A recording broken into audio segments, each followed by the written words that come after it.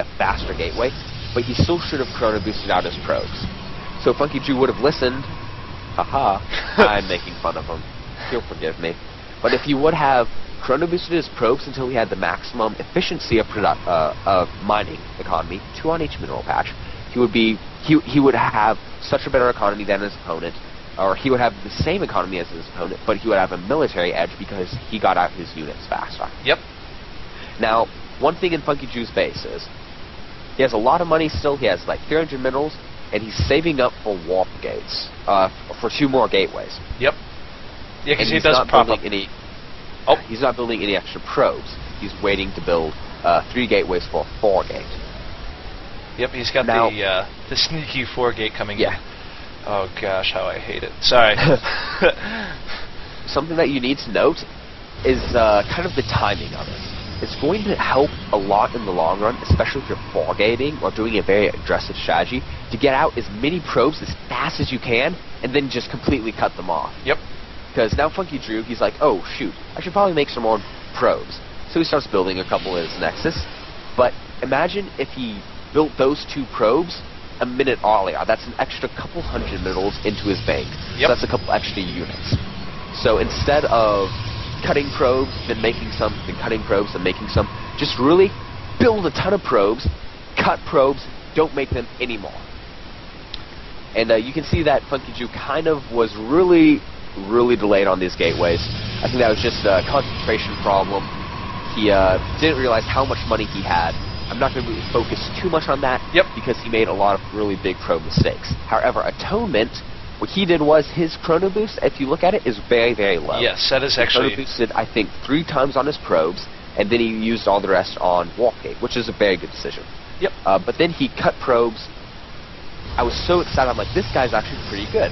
But he cut probes around when he got 13 or 14 on his mineral patches. If he would build 2 or 3 more, he would be at maximum efficiency, and he'll be in such good shape coming into the rest of the game. Absolutely. I mean, literally 3 probes can make the difference between victory and loss. Speaking from experience, especially in PvP. And actually, in fact, I would actually like to say in any mirror matchup, worker counts, frankly, are probably the biggest divider between who wins and who loses. I would even go to that far to say that.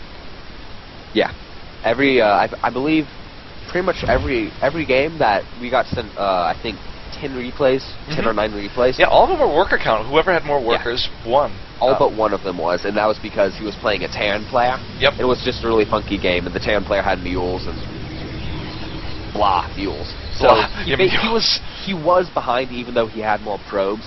The mules made up for the disadvantage. Let's just say that. But yeah, it's a rule. You have more walkers than your opponent, he's not going to be able to realize that you built too many probes before it's too late, so he won't be able to kill you. Absolutely. And we're going to see exactly here. We saw that the warp gate for Atonement was actually behind Funky Drew's, and this goes exactly back to production. Despite the fact that Atonement was behind when warp gate popped out, like we see that he has a lot more units on the field at this point, and Atonement looks like he has a very scary army. Like, if you destroyed my army and had that much coming after my base, I'd just be like, crap, like, what am I going to do? And, I mean, Funky Drew is warping in, but being on top of your production is the other key thing. You never want to... If there's one other thing you could learn from this, always have your production being completely matched up. Yep. Be using it at every second, and we now see Funky Drew is doing just that. His minerals is very low. He has a bit of extra gas, but that's okay. We won't worry about the gas. That's a little bit of a tougher mechanic, so we won't worry about that just yet. But, I mean, Atonement has done a much more consistent job of warping in units, as well as not getting supply blocked, which is another huge part of production. As long as you don't get supply blocked, you can always be producing units, which means keep building them. It's literally as simple as that. Yeah. Pointed out on the production, you mentioned it, Atonement has a much bigger army than Funky Drew. Even though he makes a very far attack, we're not going to worry about battle tactics right now. Yep. It was a far attack. He had a bigger army, and an army that should have won in a straight-up fight. But he took a bad angle. Don't worry about that. Yep, don't worry about that. The reason why he had a bigger army, despite he only has 18 war costs. Yep. A couple of them died, and he stopped producing them like 4 minutes into the game. So Funky Drew, with his like stop and cut production of his probes, got caught up, even though he shouldn't have. Yeah. The reason why his army was better is because whenever the cooldown was finished on the gateways, he would immediately build them. Yep. So even though Funky Drew would have like 500, 600 minerals at one time, he would warp in 4 Stargoths, that would all be gone. He would wait a really long time before he would use his warp gates again, and then he would have a bunch of extra money, but his warp gates would still be on cooldown. Atonement really never had extra money when his warp gates were able to build. Absolutely. I mean, another bad break for Atonement and kind of running into the rest of Funky Drew's army, literally running right. Ouch. Yeah. We won't worry about that. Probably don't want to do that. And Funky Drew with the Manor Stargate. I love that. He said he wanted to practice some of the units he hasn't really used before. So I don't know. Maybe he felt pretty comfortable in this game. But Funky Drew, build more probes. Build a lot more probes. Everybody, I challenge you to literally build probes until you have. If you go into a game as bronze, whatever level you have, I don't care. I challenge you to keep building workers until you have 80 workers. That's my challenge. Like, that's my challenge. If you have 80 workers and you have 4 bases, you'll win. Like, that's. There's no way you can lose. Or if you do, I'm extremely sorry the player hacked. Yeah. Yeah. I mean, either he hacked, or like he had DTs, or you didn't have enough production for the mass amount of money that you had rolling into your bank. I mean, at that point, like, I like to categorize money based off of how much there is in the bank. So I always say, if it's over 1,000 minerals, it's called a trust fund. If it's over 2,000, then it's a slush fund. Then you've got, like, the Mistress Fund, which is over 3,000 minerals. And you really don't want to get to the Mistress Fund. It looks really weird when you get over 3,000. So yeah, spend that money, get lots of it, and spend it. Definitely. So we see Funky Drew. He's pretty much, he has such a big supply lead, just because Atonement. Now, if you look how many probes how many probes he nodded to his expansion, that's not how many you want to do. Because now he has like no mining in his natural, or in his main base. Yep. Definitely not something you want to do. He should have just built probes at his expansion. That's especially true, especially when you have aggression coming on, which is what we're going to see out of Funky Drew, which is a good move by Funky Drew. But when you know aggression is coming, it's not generally a good idea to transfer a ton of workers down, even if you have a lot of them there. That's just, in general, not a good decision. Looks like Atonement will leave the game, though, and Funky Drew able to come out on top in that game. So good comeback by him.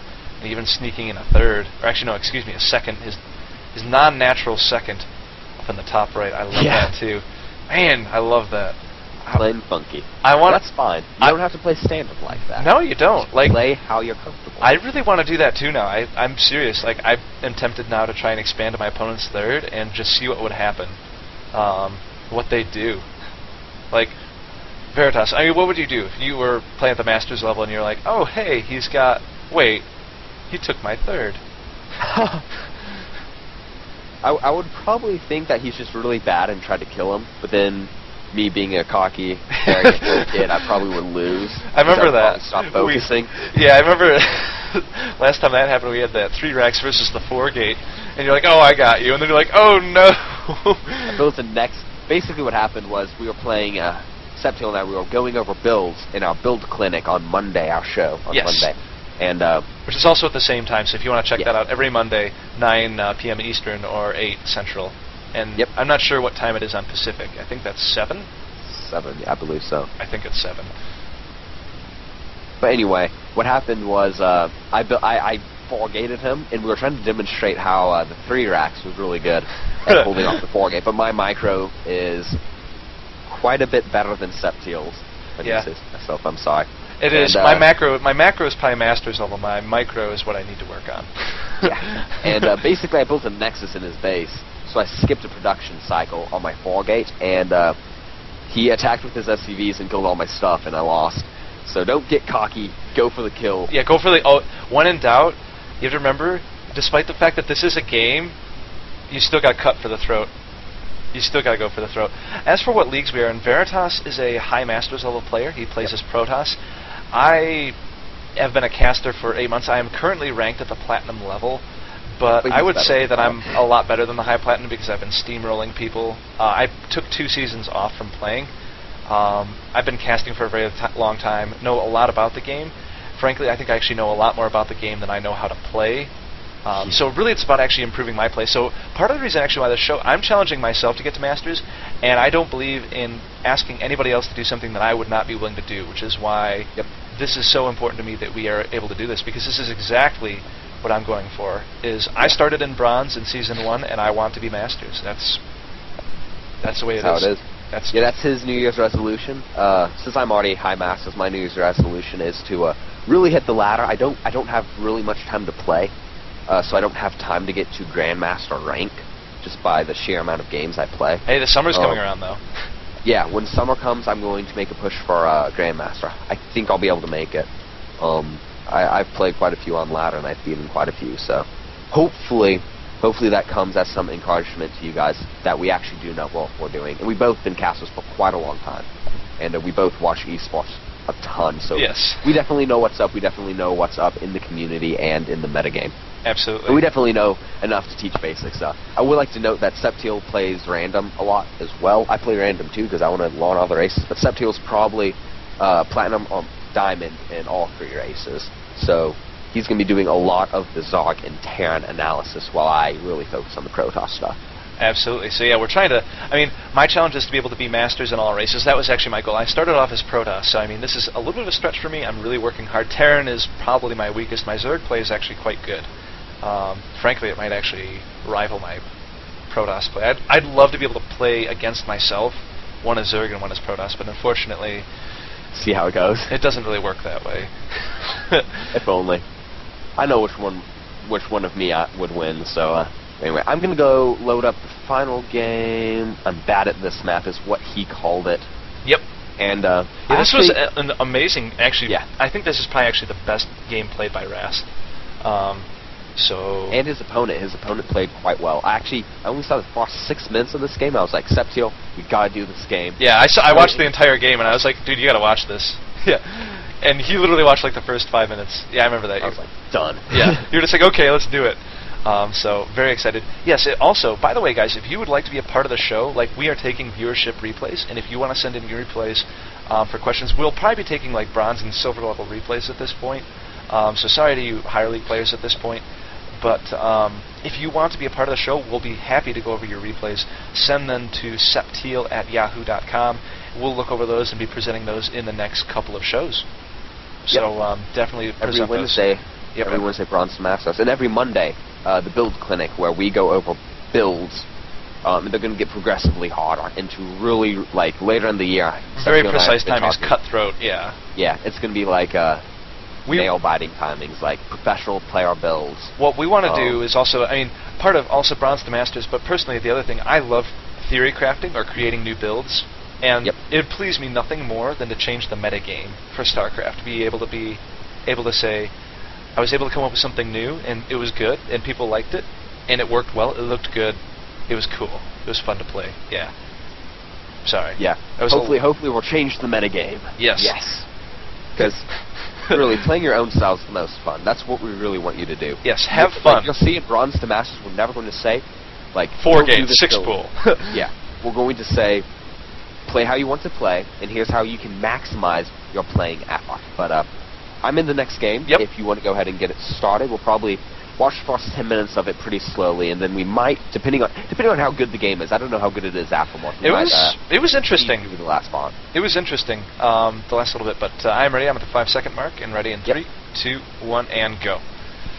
Alrighty, so we got Rast, once again, our Zerg hero, as the red Zerg in the top left, versus, what is it, Jusho? Jusho? We'll call him Jusho. Yeah.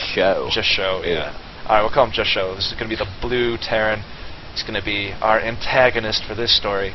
Poor Zerg, you know. I've often wondered about that. What is the mentality between, like, the Zerg? You know, do they think that they're on the good... Do they think they're the good guys? Like... I don't think so. I think they think they're evil. And you're like, is this drone thinking, you know, he's like, you know, why are they shooting at us? Why do they hate us? We just want to... I just want to live peacefully, man. And mine minerals. Lots and lots of minerals.